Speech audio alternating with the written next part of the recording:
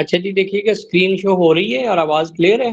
हमने इंट्रोडक्शन देना है जी novel old man and sea part 2 में जो नॉवल है, कल हमने लिटरेरी एसेस का जो पहला एसे है Pakistan and the modern world जिसको लियाकत अली खान ने लिखा था, लिखा क्या था बल्कि उसकी एक स्पीच थी, तो उसको हमने डिस्कस किया। तो आज दूसरी जो बुक है ना, इसका भी इंट्रोडक्शन मैं आज आपको दे रहा हूँ, the old man and the sea और इसके जो क्वेश्चंस हैं वो हम आगे आज जाके करेंगे। तो बेसिकली ये स्टोरी है एक बूढ़े की, ठीक है ना? सैंटियागो, जिसका नाम क्या है? सैंटियागो, ठीक है ना? वो क्या है?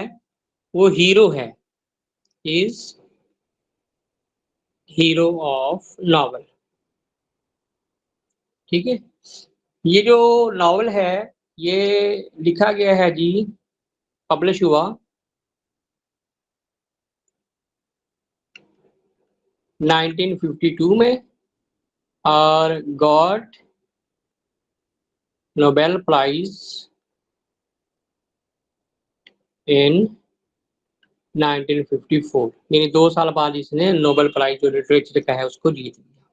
तो बेसिकली ये कहानी है एक बूढ़े मछुआरे की, एक फिशरमैन की और ये नॉवल भी नहीं है, इसको नोवेला कहा जाता है, यानी शॉर्ट फॉर्म जो नॉवल है वो कहा जाता है।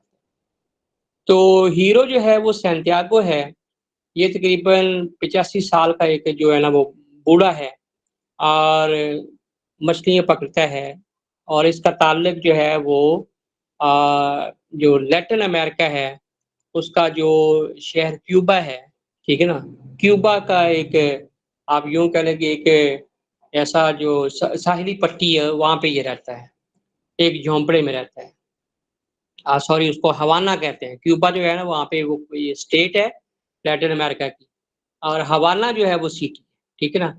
तो हवाना की जो साहिली पट्टी है, वहाँ पे ये एक झोंपड़े में रहता है और इसकी बीवी नहीं है, बच्चे नहीं हैं, ठीक है, अकेला है और इसके साथ जो है वो एक लड़का होता है मैनोलिन,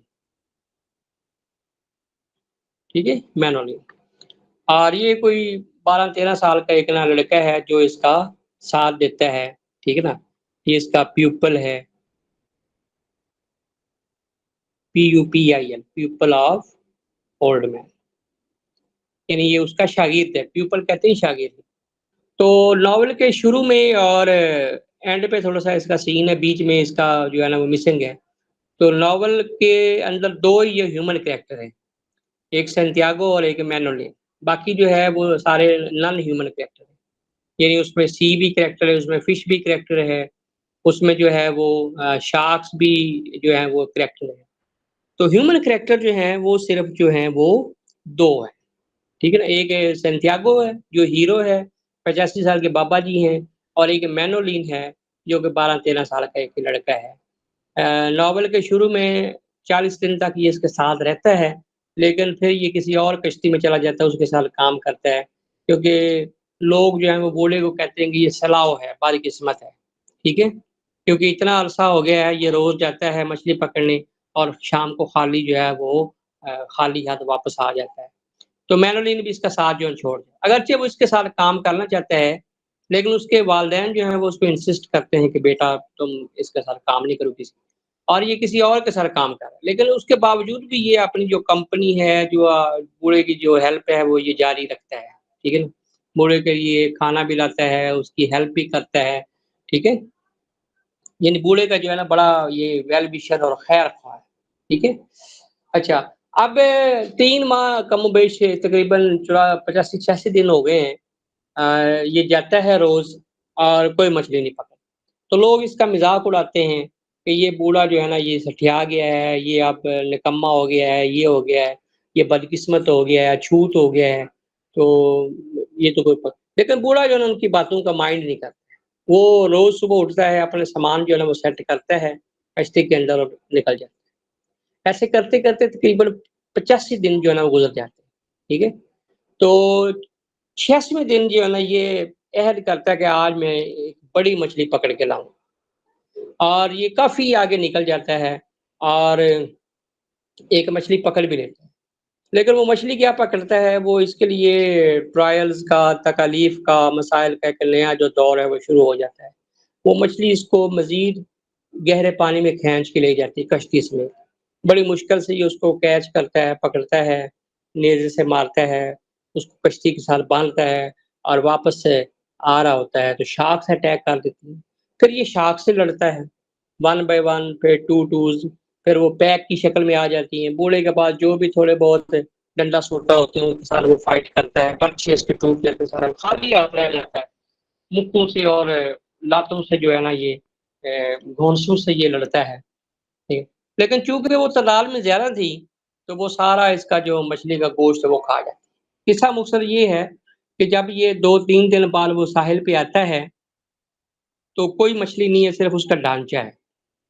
लेकिन लोग बड़े हैरान परेशान हैं कि बूढ़े ने इतनी लंबी जो है ना, इतनी बड़ी मछली पकड़ ली है, तकरीबन उसकी जो लेंथ थी वो 18 फीट थी, ठीक है ना? तो लेकिन वो उसको सही सलामत किनारे तक ला नहीं सका, सिर्फ़ ढांचा जो है ना वो लेकर आ गया। तो लोग फिर हँसना शुरू हो गए और कहते हैं कि देखो अब तुम क्या करोगे? अब इस बार तो इतने दिनों बाद ढांचा लेकर आ गए, तो अब क्या करोगे? कहता कोई बात नहीं है, मैं कल फिर जाऊँगा और इससे भी बड़ी एक मछली पकड़ के लाऊँगा। यानी पूरे नॉवल के अंदर आपको बूढ़ा जो है वो कभी भी मायूस होते हुए या मायूसी की बातें करते हुए वो आपको नज़र नहीं आएगा। वो पॉज़िटिव है, पॉज़िटिव सोचता है, पॉज़िटिव काम करता है, आगे काम का फल मिले ना मिले लेकिन वो अपनी कोशिश जो है वो जारी रखता है और यही इस नॉवल का जो है वो सेंट्रल आइडिया है, यही इस नॉवल का जो है वो थीम है, यही इस नॉवल का जो है वो प्लॉट है कि आपको मैसेज भी यही दिया गया है कि इंसान को ज़िंदगी के अंदर जो है वो कभी भी जो कोशिश है, यानी अपने आप को कभी भी आप गिव अप नहीं करें। आपने कोशिश को नहीं छोड़ना है, ठीक है ना? हमेशा जो है वो ज़िंदगी में कोशिश करते रहें। ये कोई बात नहीं है कि अगर आपको कोई चीज़ मिलती है या मिल के छिन जाती है, लेकिन आपने कोशिश जारी रखनी, मिले या ना मिले आपने कोशिश ज़रूर करनी। तो यही इस नॉवल का जो है वो मैसेज है।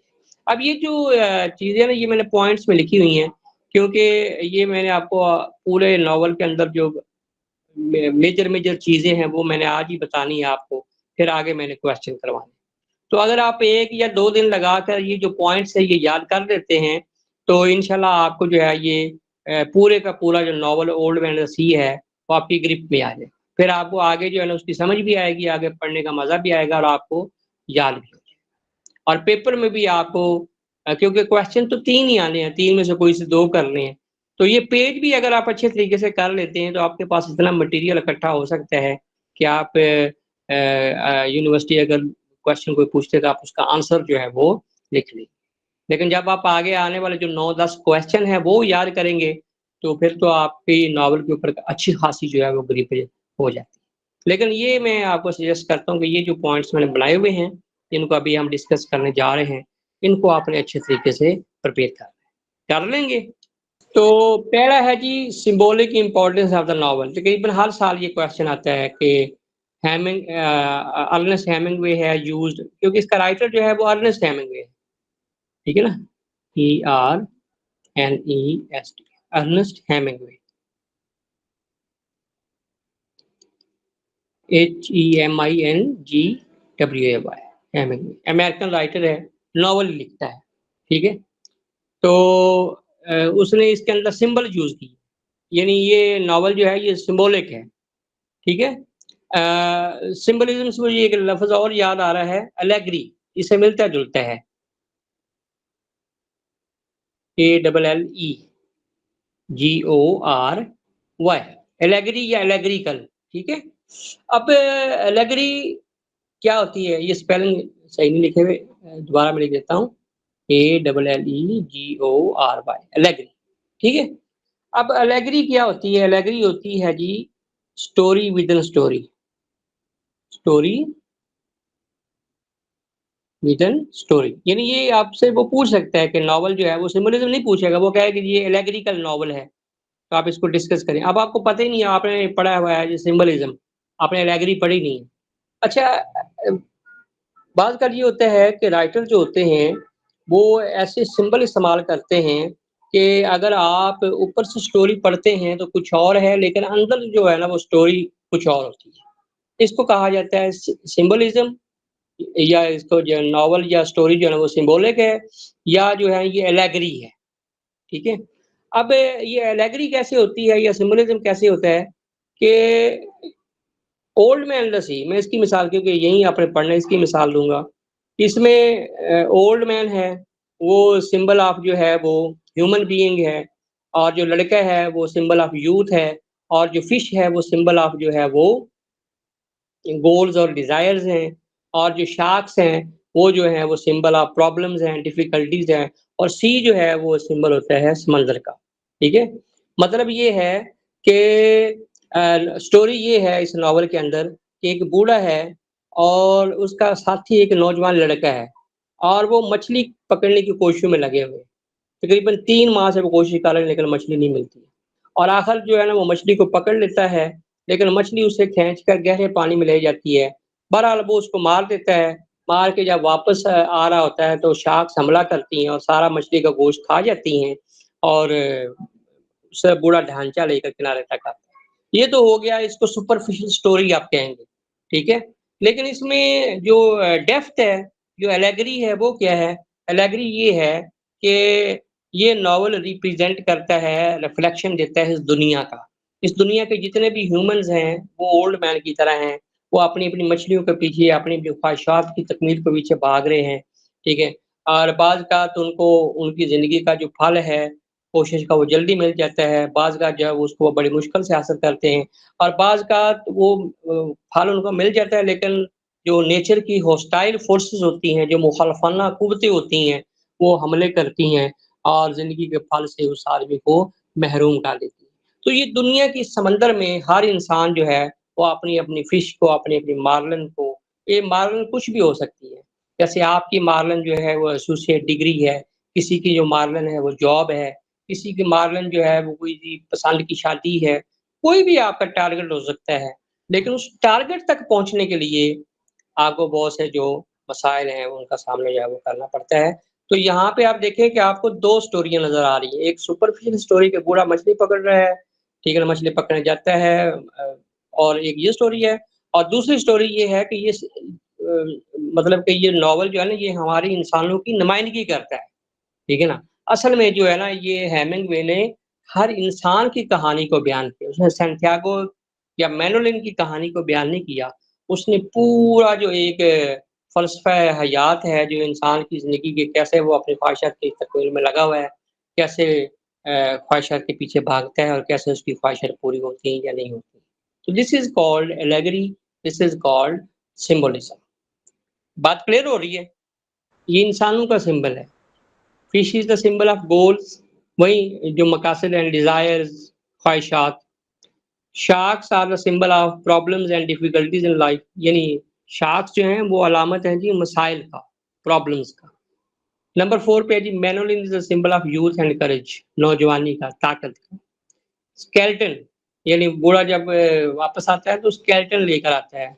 तो स्केलेटन जो है ना वो सिंबल है जी इसका जो ढांचा है वो है हमारी यूज़लेस डिग्रीज़ का, मेडल्स का। अब देखें एक इंसान जो है वो बड़ी पढ़ाई करता है, एमफ़िल, पीएचडी कर लेता है, लेकिन उसके बावजूद भी उसको उस डिग्री का उसको कोई फ़ायदा नहीं होता है, तो वो उसके लिए स्केलेटन है, वो ढांचा है। जिस तरह बूढ़े को स्केलेटन का कोई फ़ायदा नहीं है। इस तरह बाज़-अगर इंसान के मेडल्स, डिग्रीज़ जो हैं या वो ऐसी कोई अचीवमेंट कर लेता है जिसका ज़िंदगी में उसको कोई फ़ायदा नहीं मिलता है।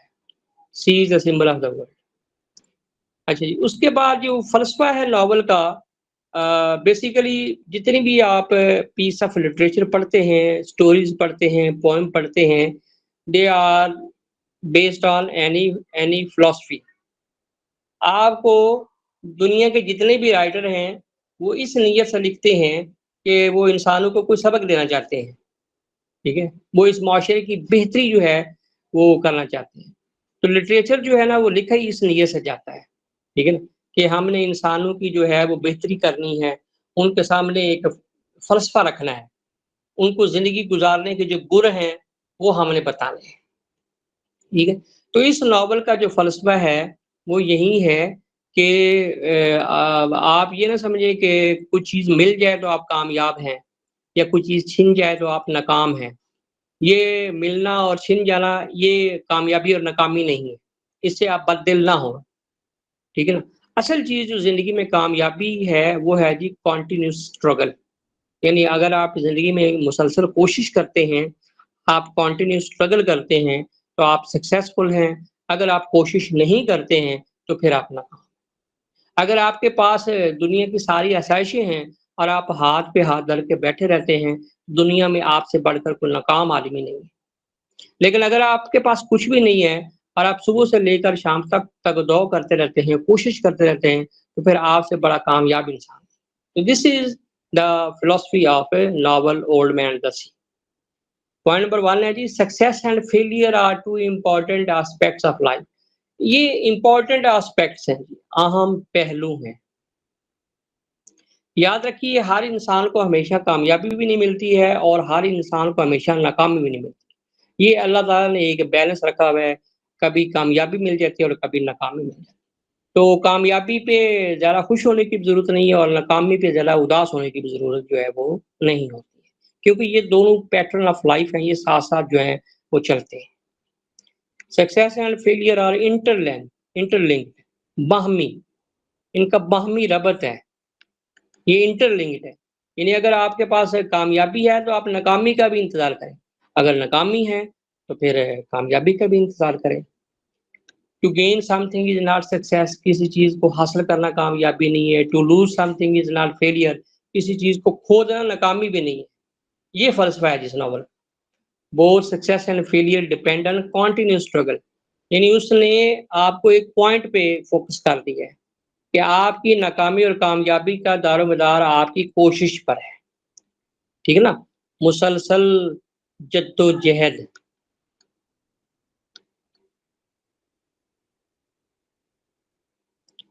यानी अगर आप मुसलसल जद्दोजहद करते हैं, तो आप कामयाब हैं। अगर आप जद्दोजहद नहीं करते हैं, तो फिर आप नाकाम हैं। If a man goes on struggling, अगर वो कोशिश जारी रखता है, he is not a failure, तो आप उसको नाकाम नहीं कह सकते। If a man gives up होता है तर्क करना, छोड़ देना, स्ट्रगल, अगर वो कोशिश छोड़ देता है, तो वो फेलियर है, वो नाकाम है। हाँ जी, फ़लसफ़े का पता चल गया नॉवल का फ़लसफ़ा क्या है? अच्छा, जो ही फ़लसफ़ा है, वही इस नॉवल के थीम्स हैं।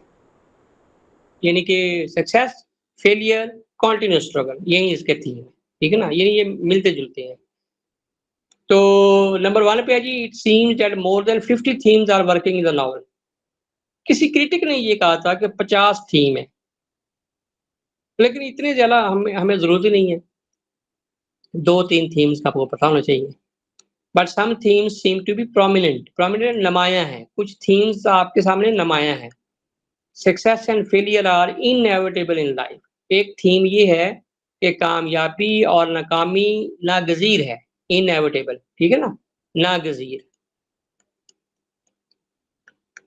भई 2 ही सूरतें हो सकती हैं, या आप कामयाब हैं या आप नाकाम हैं, ठीक है? तो ये इनएविटेबल है, अनअवॉइडेबल है। टू गेन और to lose anything not success and failure, किसी चीज़ को हासिल करना कामयाबी नहीं है और किसी चीज़ को खो देना नाकामी नहीं है। Continuous struggle matters in life. Matters का मतलब है कि बड़ी अहमियत रखती है। ये मुसलसल कोशिश जो है वो ज़िंदगी में अहमियत रखती है। नंबर 6 पे है जी, alone man is nothing in this world, इंसान अकेला इस दुनिया में कुछ नहीं है। He needs support of others to succeed in life. ये बहुत बड़ी बात उसने की और ये बहुत बड़ा थीम है कि ज़िंदगी में कामयाबी के लिए आप अकेले कुछ नहीं हैं। You are nothing, you are not king, you are not all in all, ठीक है ना? दुनिया का ये रूल है कि आपकी कामयाबी के पीछे बहुत से अफ़राद का उनका जो है ना वो हाथ होता है, आपके वालिदैन का होता है, आपके बहन-भाइयों का होता है, आपके टीचर्स का होता है, मुआशरे का होता है, ठीक है ना? तो ये सारे मिलकर ये कोशिश करते हैं तो एक इंसान को कामयाबी मिलती है। अब यहाँ पे नॉवल में ये है कि बूढ़े के खिलाफ ये सारी चीज़ें हैं। बूढ़े का जो है वो वालिदैन तो हैं ही नहीं उसके, ठीक है? और इसके बीवी-बच्चे भी नहीं हैं, बहन-भाई भी नहीं है उसके और मुआशरा उसके खिलाफ है। ठीक है? ये मुआशरा जो है वो उसको अच्छा ही नहीं समझता, उसको सलाऊ कहते हैं, बदकिस्मत कहते हैं। एक लड़का उसके साथ काम करता है, वो भी उसको छोड़ के चला जाता है। तो बूढ़ा इसलिए नाकाम है कि ये सारी चीज़ें जो कामयाबी के लिए ज़रूरी होती हैं, ठीक है? देखिए, आप जब ज़िंदगी में कामयाब होते हैं तो कभी भी ये ना कहा करें कि ये मैंने मेहनत की या मैंने ये किया तो मैं कामयाब हुआ, और उसके अलावा बाकी भी लोगों का बड़ा उसमें रोल होता है। उनका भी शुक्रिया जो है वो अदा किया करें। तो fate plays an important role in novel, ये भी थीम है कि बाज़ का ये होता है कि इंसान जो है वो मतलब कि कुछ सोचता है लेकिन होता कुछ है। वो कोशिश कुछ कर रहा होता है लेकिन उसका रिस्पॉन्स उसको कुछ मिलता है। वो कामयाबी की तरफ जा रहा होता है लेकिन उसको बाज़ का रास्ता नाकामी का नज़र आ जाता है। ठीक है ना? तो एक ऐसी फ़ोर्स है, एक ऐसी नेचर की फ़ोर्स है, कुदरत की फ़ोर्स है कि जो इंसान के फैसलों के ऊपर असर-अंदाज़ होती है। ठीक है?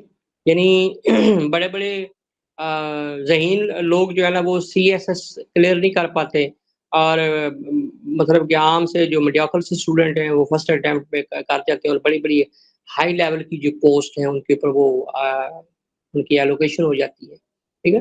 तो इससे पता ये चलता है कि एक फ़ोर्स है, कुदरत ने एक फ़ोर्स रखी हुई है, जो इंसान के फैसलों के ऊपर जो है वो असरअंदाज़ होती है। तो यहाँ पे बूढ़ा जो है वो तो कोशिश यही कर रहा है कि मछली पकड़ के कामयाबी से वापस आ जाए, लेकिन एक और फ़ोर्स है और वो है जी फ़ेट, किस्मत। किस्मत उसके हक में नहीं है।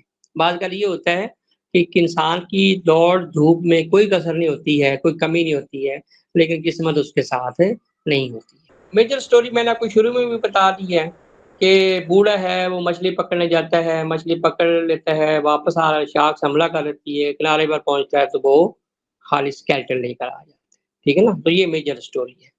ठीक है? सैंटियागो सर्च फॉर फिश, कैसे उसने मछली को तलाश किया। Number 2 Santiago's fight with fish, कैसे उसने फाइट किया। ठीक है? अटैक्स ऑफ शार्क्स, फिर शार्क्स ने कैसे हमले किए। फिर old man on deadly sharks, मोहलिक, डेडली कहते हैं मोहलिक, मोहलिक शार्क्स के साथ कैसे उसने फाइट की है। फिर उसकी हैंड रेसलिंग कॉन्टेस्ट जो एक नीग्रो के साथ, हबीशी के साथ उसने किया, पंजा आज़माई। ठीक है?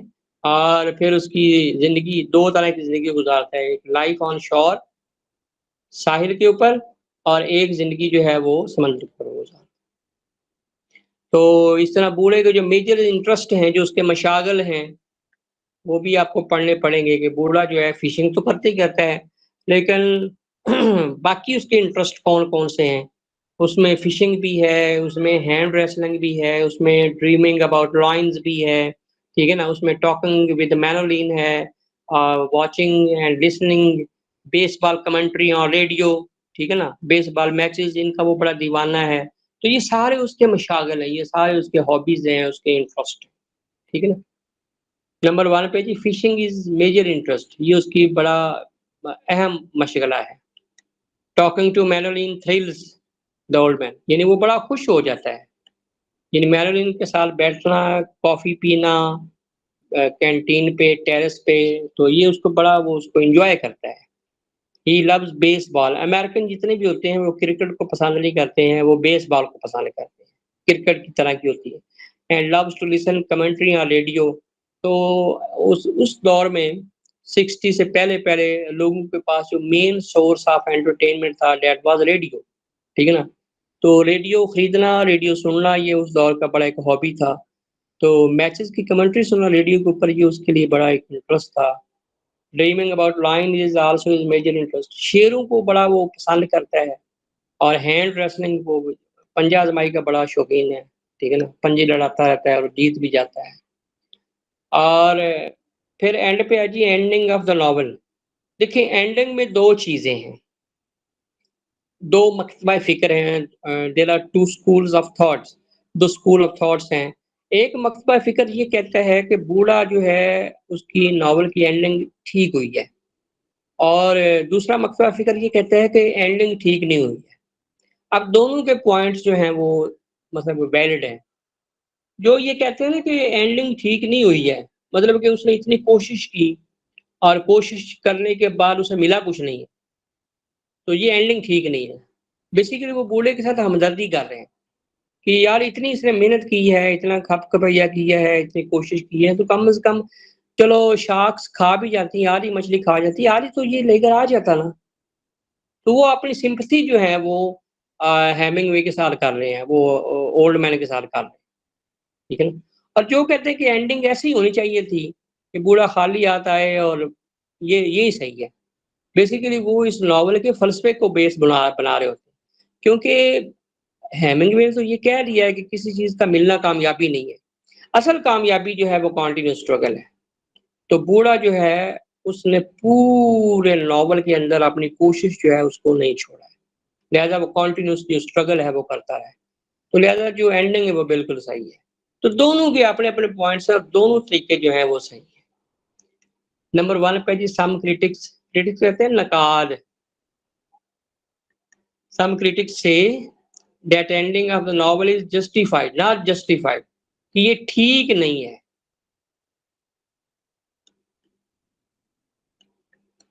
ठीक है ना? कि एंडिंग सही नहीं की है। One school of thought says एक मकतबा फ़िक्र ये कहता है that ending of the novel is quite justified कि ये ठीक है, ओके है। Those who say that ending is not justified, they give the logic. Logic कहते हैं दलील of hard struggle of the old man. वो बूढ़े की कोशिश की दलील देते हैं, hard struggle की दलील देते हैं। नंबर 4 पे those who say that the ending is quite justified, कि ending ठीक हुई है, they ये dad नहीं है, they है। They give the logic of to gain something is not success but continuous struggle is success. इस चीज़ को हासिल करना कामयाबी नहीं है बल्कि कोशिश जो है वो कामयाबी है। नंबर 7 शॉक्स डिप्राइव डिप्राइव होता है महरूम करना। Old man of the fruit of his struggle वो बूढ़े को उसकी ज़िंदगी के फल से महरूम कर देती है। But they could not shutter shutter का मतलब होता है तोड़ना and stop old man determination determination कहते हैं ये अज़म को और स्ट्रगल। शार्क्स जो है वो मतलब कि उस ज़िंदगी का फल तो उससे छीन लेती हैं, लेकिन वो बूढ़े की अज़म को नहीं तोड़ सकती, ना ही वो टूटा है। तो इसका मतलब है कि बूढ़ा जो है वो फ़ायदे में रह गया है, क्योंकि बूढ़े का अगर अज़म टूट जाता, बूढ़ा मायूस हो जाता, तो फिर तो शार्क्स जीत जाती। लेकिन अभी हम ये कहते हैं कि बूढ़ा हारा नहीं है, असल में जो विनर है वो ओल्ड मैन ही है, क्योंकि जितनी भी हॉस्टाइल फ़ोर्सेस हैं वो बूढ़े का अज़म तोड़ने से कासर है। हाँ जी, क्लियर हो गया?